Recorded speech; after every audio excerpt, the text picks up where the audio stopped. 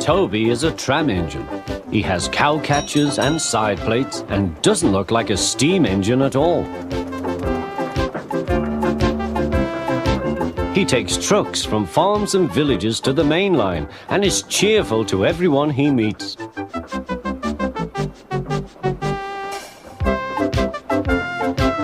He has a coach called Henrietta, who has seen better days.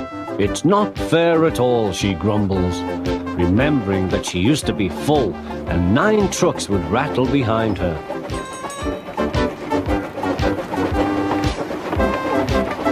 Now there are only 3 or 4, and the farms and factories send their goods mostly by lorry. Toby is always careful.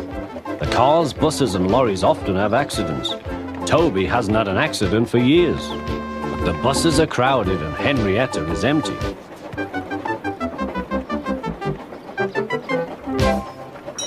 A lady and a stout gentleman stood on Toby's platform. He was, of course, the Fat Controller, but Toby didn't know this yet. "Come on, Grandfather," cried the children. "Do look at this engine." "That's a tram engine, Stephen," said the Fat Controller. "Is it electric?" asked Bridget. "Whoosh!" hissed Toby. "Shh, shh," said her brother. "You've offended him." "But trams are electric, aren't they?" "They are mostly, but this is a steam tram." "May we go in it, Grandfather? Please?" "Stop," said the Fat Controller to the guard. They all scrambled into Henrietta. "Hip, hip, hooray!" chanted Henrietta. But Toby did not sing. "Electric indeed! Electric indeed!" he snorted. He was very hurt. "What is your name?" asked the Fat Controller. "Toby, sir." "Thank you, Toby, for a very nice ride." "Thank you, sir," said Toby. He felt better now. This gentleman, he thought, is a gentleman who knows how to speak to engines. The children came every day for a fortnight. Sometimes they rode with the guard, sometimes in empty trucks. On the last day of all, the driver invited them into his cab. All were sorry when they had to go away. And the Fat Controller and his family thanked everyone. "Come again soon," replied Toby. We will," called the children.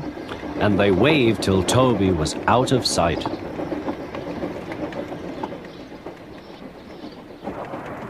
The months passed. Toby had few trucks and fewer passengers. "Our last day, Toby," said his driver one morning. "The manager says we must close tomorrow."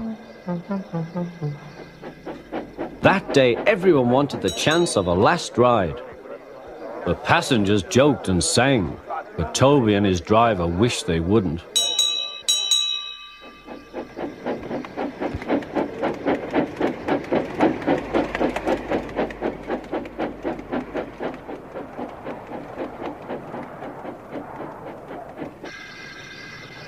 "Goodbye, Toby," said the passengers afterwards. "We are sorry your line is closing down." "So am I," said Toby.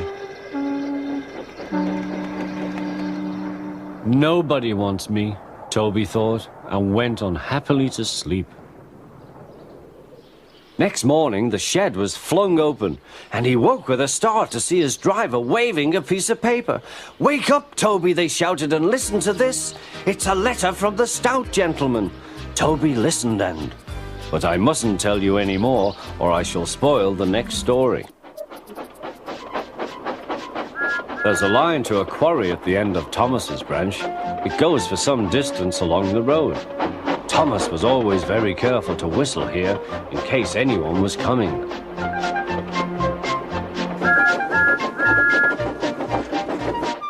Early one morning, a large policeman was sitting close to the line. Thomas liked policemen. He had been a great friend of the constable who had just retired. "He Peep, peep, he whistled. Good morning. Thomas expected that the new constable would be friendly too, but was sorry to see that he didn't look friendly at all. He was red in the face and very cross. Disgraceful, he spluttered. I didn't sleep a wink last night. It was so quiet, and now engines come whistling suddenly behind me.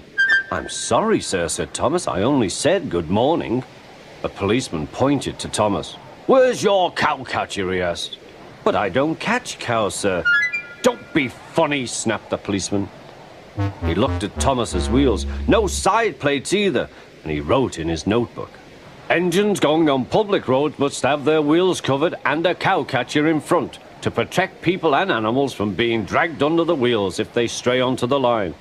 You haven't, so you are dangerous. Rubbish, said Thomas's driver. We've been along here hundreds of times and never had an accident. That makes it worse, the policeman answered. He wrote regular lawbreaker in his book. Thomas puffed sadly away.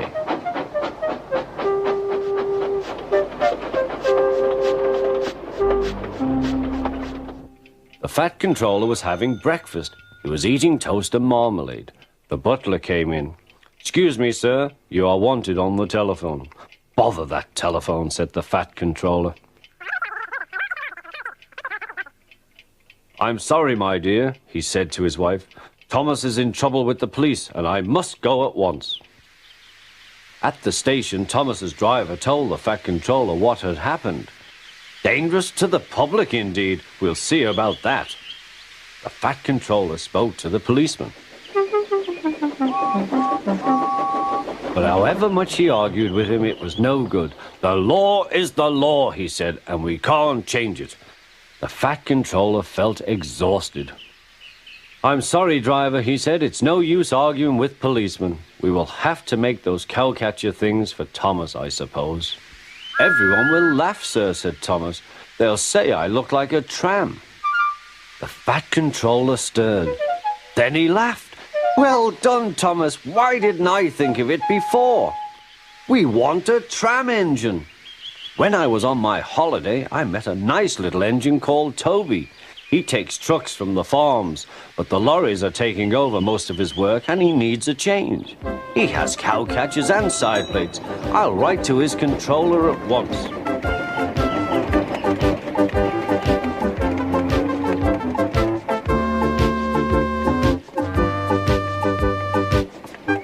A few days later, Toby arrived. That's a good engine, said the fat controller. I see you've brought your coach, Henrietta. You don't mind, do you, sir? Asked Toby. The station master wanted to use her as a hen house, and that would never do. No, indeed, said the fat controller. We couldn't allow that.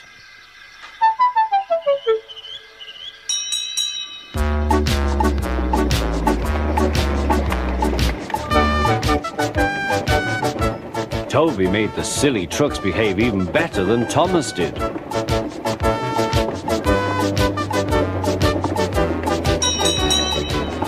Oi, you!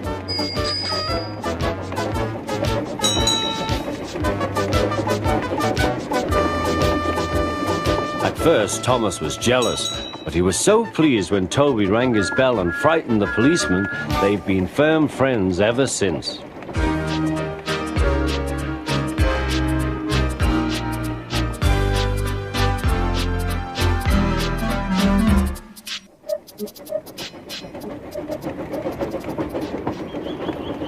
Toby and Henrietta are enjoying their new job on the island of Sodor, but they do look old-fashioned and need new paint. James was very rude whenever he saw them. Ugh, what dirty objects, he would say. At last, Toby lost patience. James, he asked, why are you red?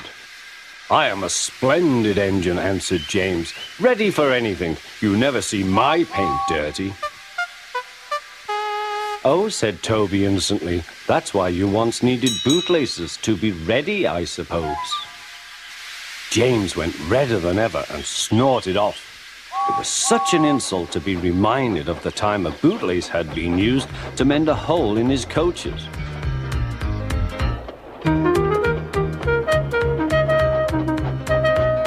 At the end of the line, James left his coaches and got ready for his next train. It was a slow goods, stopping at every station to pick up and set down trucks. James hated slow goods trains. Dirty trucks from dirty sidings.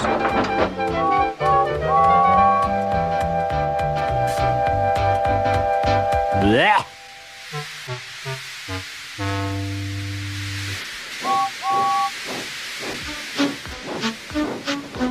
Starting with only a few, he picked up more and more trucks at each station till he had a long train.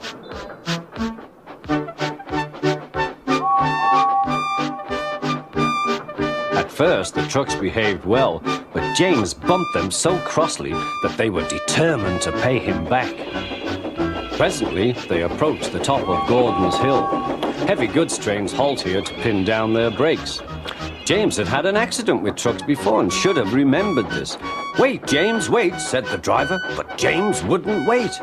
He was too busy thinking what he would say to Toby when they next met. The truck's chance had come. Hurrah, hurrah, they laughed, and banging their buffers, they pushed him down the hill.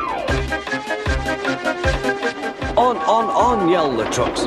"I've got to stop! I've got to stop!" groaned James.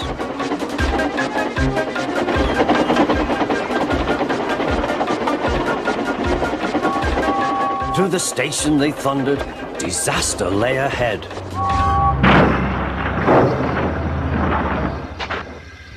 Something sticky splashed all over James.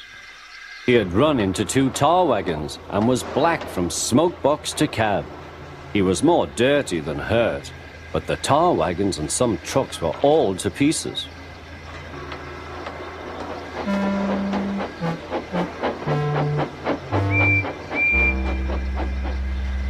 Toby and Percy were sent to help and came as quickly as they could.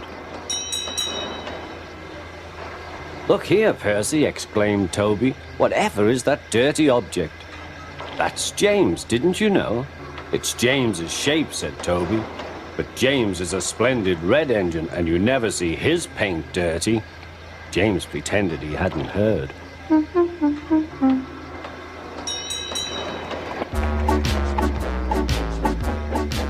Toby and Percy cleared away the unhurt trucks and helped James home.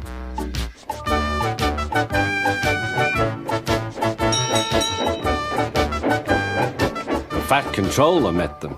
"Well done, Percy and Toby." He turned to James. "Fancy letting your trucks run away. I am surprised. You're not fit to be seen. You must be cleaned at once. Toby shall have a new coat of paint." "Please, sir, can Henrietta have one too?" said Toby. "Certainly, Toby." "Oh, thank you, sir. She will be pleased." All James could do was watch Toby as he ran off happily with the news.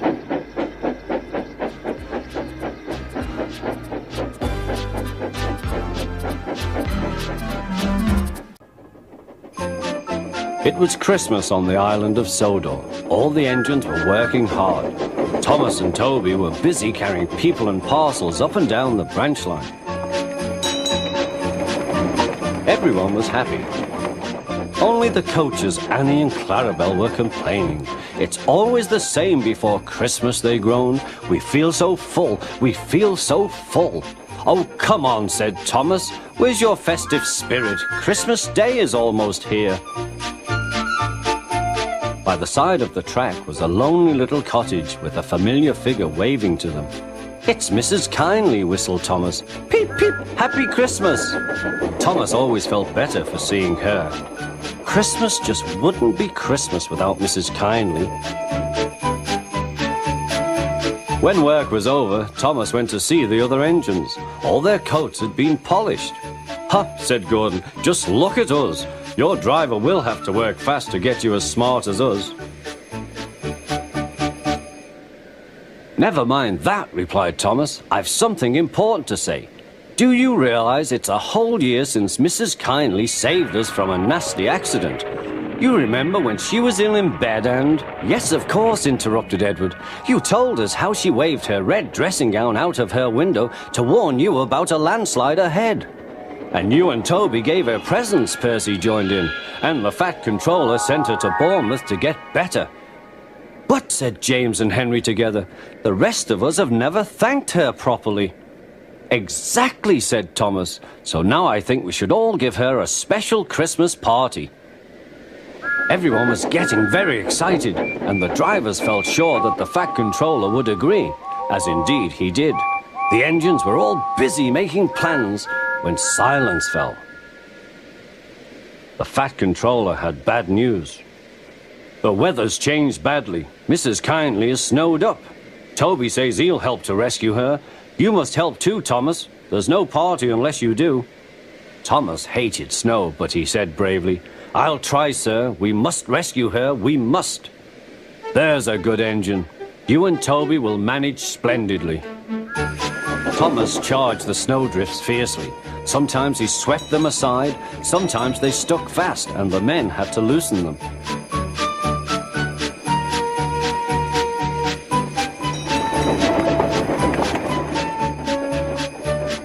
But at the cutting near the cottage, they could go no further.